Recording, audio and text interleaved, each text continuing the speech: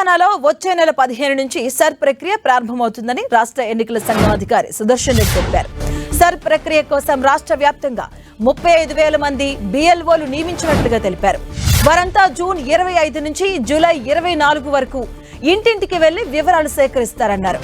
July 31న draft ఓటర్ల జాబితా విడుదల చేసి జూలై 31 నుంచి ఆగస్టు 30 వరకు అభ్యంతరాలు స్వీకరిస్తామని, అక్టోబర్ 31న తుది ఓటర్ల జాబితా విడుదల చేస్తామని రాష్ట్ర సీఈఓ సుదర్శన్ రెడ్డి స్పష్టం చేశారు.